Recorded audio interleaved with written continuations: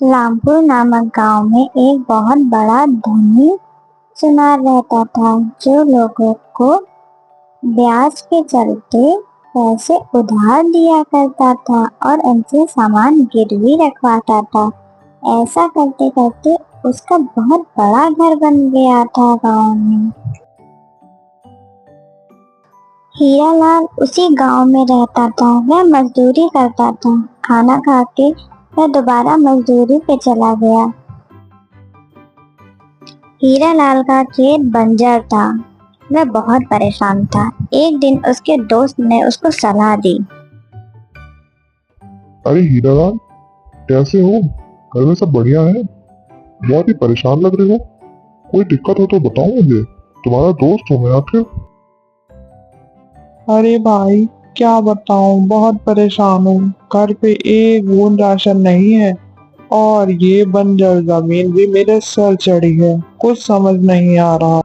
अरे तो तुम इतना दुखी क्यों हो? तुम्हारे पास कोई कीमती सामान हो तो वह सेठ धनीराम के पास जाकर गिरवी रख दो और उससे पैसे ले लो खेती करने के लिए। इतना कह के उसका दोस्त वहां से चला गया और हीरालाल सोचने लगा अब क्या करे। फिर हीरा ने जल्दी जल्दी अपने खेत का काम खत्म करके सेठ धनीराम के घर गया।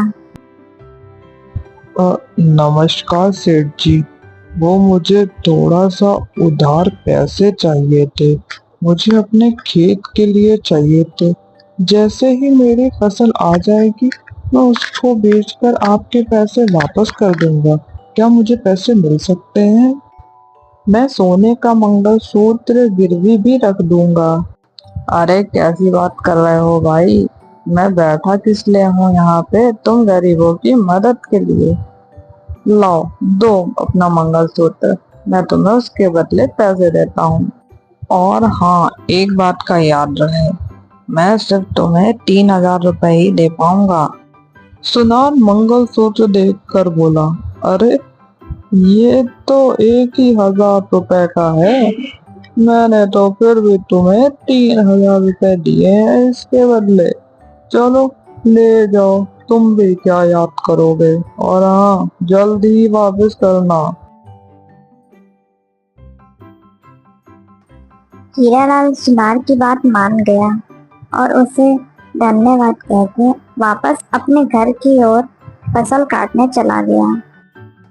कुछ दिनों बाद उसने अपने खेतों में कड़ी मेहनत करी और उन पैसों से अधिक बीज लगाए और कुछ दिनों बाद उसे अच्छी फसल हुई, जिसे बेचकर वह बहुत खुश था और उसने बहुत पैसे कमाए।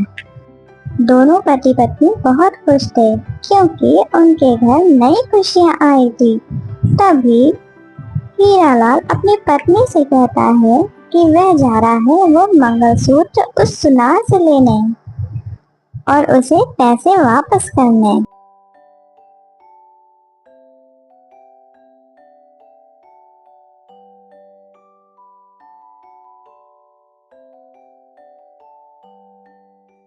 अरे सेठ जी, नमस्कार। कैसा चल रहा है आपका धंधा? ठीक तो है आप? हाँ हाँ, सब बढ़िया। तुम्हें देख के लगता है शायद तुम मेरे पैसे वापस करने आए हो, क्यों? हाँ सेठ जी, आपके दिए हुए पैसे से मेरी फसल में बहुत अच्छा सुधार हुआ है और मैंने उसे शहर में बहुत अच्छे दामों पर बेचा है, जिससे मुझे मुनाफा हुआ है। अब मैं अपना मंगलसूत्र लेने आया हूँ और आपके पैसे वापस करने आया हूँ। हाँ हाँ, चलो, अच्छा है तुम्हारा भी जीवन सुधर गया। आखिर मैं यही चिंता में था कि तुम्हारा मंगलसूत्र कहीं यहीं ना रह जाए। वैसे बैठो, मैं लाता हूँ तुम्हारा मंगलसूत्र। सुनार अपनी अलमारी से वह मंगलसूत्र निकालकर उसे देता है। सेठ जी, ये मेरी पत्नी का मंगलसूत्र नहीं है, ये नकली है। ये किसी और का है शायद। मेरी पत्नी के मंगलसूत्र के पीछे मेरे पिताजी का नाम लिखा हुआ था और इसके पीछे नहीं लिखा है। जरा आप ध्यान से देखिए। अरे, अब तुम ये क्या बात कर रहे हो? तुम्हें क्या लगता है मैंने ये मंगलसूत्र बदल दिया? मैं चोर हूँ? ये बात तुम्हें पहले बतानी चाहिए थी कि तुम्हारे मंगलसूत्र के पीछे तुम्हारे पिताजी का नाम लिखा है। देखो, जो तुमने मुझे दिया मैंने तुम्हें वापस किया। अब तुम जानो और तुम्हारा काम जाने। आज तक किसी ने मेरे ऊपर ऐसा इल्जाम नहीं लगाया। तुम पहले इंसान हो ऐसे। अरे ऐसी बात नहीं है सेठ जी, मैं तो आपके पैसे वापस ही करने आया था, लेकिन वह मेरी पत्नी का मंगलसूत्र है, वो तो मुझे दे दीजिए। एक बार आप देख तो लीजिए, शायद हो आपके पास। अरे भाई, अजीब बेगैरत इंसान हो तुम। कैसे पीछे पड़ गए हो मेरे, जैसे कि मैं चोर। एक तो मैं मदद करूं, ऊपर से मुझे ही झूठ बताओ। वह उदास होके वो मंगलसूत्र लेके वापस जाने लगा। जंगल में चलते चलते उसे उसका दोस्त रास्ते में मिला और उसने उसको वहाँ की सारी बातें बताई। जंगल में चलते चलते उसे उसका दोस्त रास्ते में मिला और उसने उसको वहाँ की सारी बातें बताई। उसने अपने दोस्त को वह मंगलसूत्र भी दिखाया। अरे भाई, तुम परेशान मत हो। तुम गांव के सरपंच जी के पास जाकर ये बात बताओ, वह जरूर तुम्हारा फैसला करेंगे। मुझे कुछ समझ नहीं आ रहा है, मैं क्या करूं? और घर जाकर अपनी पत्नी को मैं क्या बताऊंगा कि उसका मंगलसूत्र मैं नहीं वापस ला पाया? अरे दोस्त, दिल छोटा मत करो। तुम सरपंच जी के पास जाओ और परेशान मत हो, वह जरूर तुम्हारी बात सुनेंगे। हरी अपने दोस्त की बात सुनकर धीरे धीरे सरपंच जी के घर की ओर चलने लगा और उनके पास पहुंचकर उसने सारी आबीती उन्हें बताई। सरपंच जी, सुनार ने मेरा मंगलसूत्र बदल दिया है, मेरी मदद करें। क्या सबूत है तुम्हारे पास कि यह मंगलसूत्र तुम्हारा ही है? अगर तुम्हारे पास कोई सबूत है तो तुम दिखाओ मुझे। सरपंच जी, वह मंगलसूत्र मेरा पुश्तैनी मंगलसूत्र है, जिसके पीछे मेरे पिताजी का नाम लिखा हुआ है। और जो सुनार ने मंगलसूत्र दिया है, उसके पीछे कोई भी नाम नहीं लिखा हुआ है। सरपंच जी के कहने पे सरपंच जी का आदमी उस सुनार को घर लेकर आ जाता है।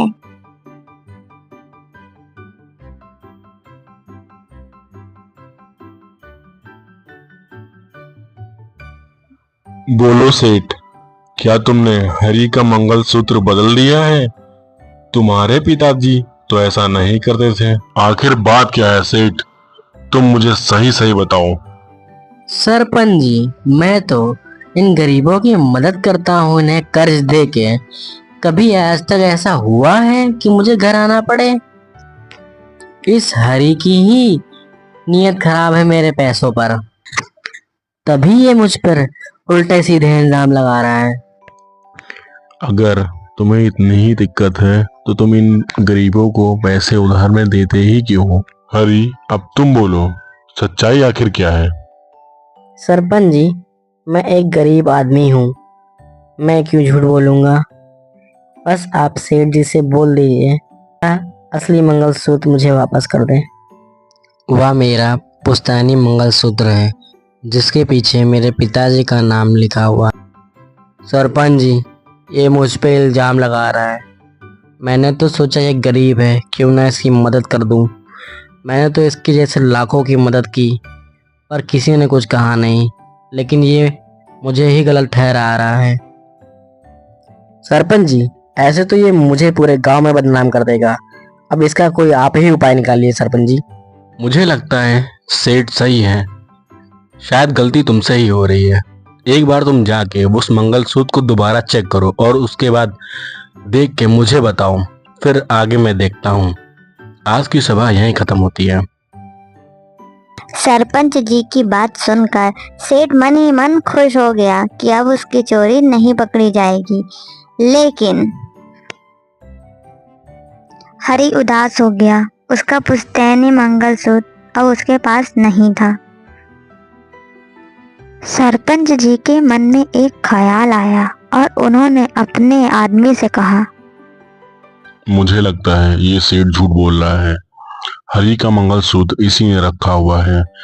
ये सेठ जहाँ अपना सोना रखता है, तुम जाके उस सोने को चेक करके देखो और शायद उसमें ही हरी का मंगलसूत्र हो। मैं चाहता हूँ ये काम तुम जल्द से जल्द करो, वरना वह सेठ सतर्क हो जाएगा और अगर कहीं वह मंगलसूत्र छुपा ना दे। जी सरपंच जी, जैसा आप कहते हैं मैं वैसा ही करता हूँ। लेकिन ध्यान रहे, तुम्हें बहुत सतर्क होके सेठ के घर जाना होगा, ताकि उसे ये ना पता चले कि तुम मेरे आदमी हो। जी सरपंच जी, उसे बिल्कुल भी नहीं पता चल पाएगा कि मैं आपके आदमी हूँ, और मैं वेश बदल कर जाऊंगा, क्योंकि मेरे पास एक पुश्तैनी हार है जो कि मैं उसके घर गिरवे रखूंगा और देखूंगा कि वह हार वह बदलता है या नहीं। अगर वह बदल देगा तो वह पकड़ा जाएगा। अगले ही दिन सरपंच का आदमी भेष बदलकर सेठ के घर गया। उस सेठ जी, मुझे कुछ पैसे उधार चाहिए, क्या वो मुझे मिल सकते हैं आपसे? और मेरे पास एक पुश्तैनी हार है जो आपके पास गिरवी रख दूंगा। वैसे मैं तो किसी को उधार देता नहीं हूँ, लेकिन तुम मुझे थोड़ा ठीक इंसान लग रहे हो। ठीक है, ले लो फिर। और हाँ, पर एक बात याद रहे, जिस हार की तुम बात कर रहे थे, उस हार को तुम्हें मेरे पास गिरवी रखना होगा।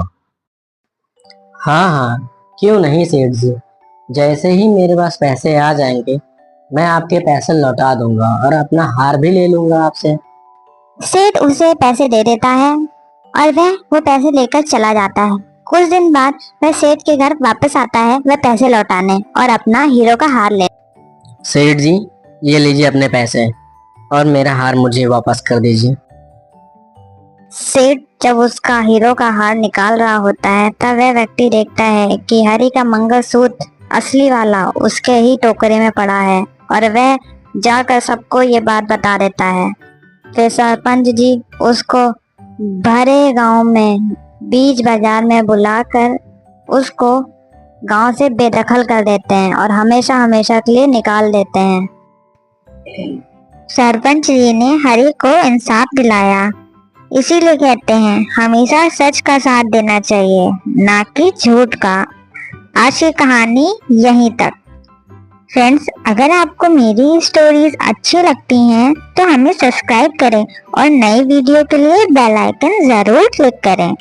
Thank you.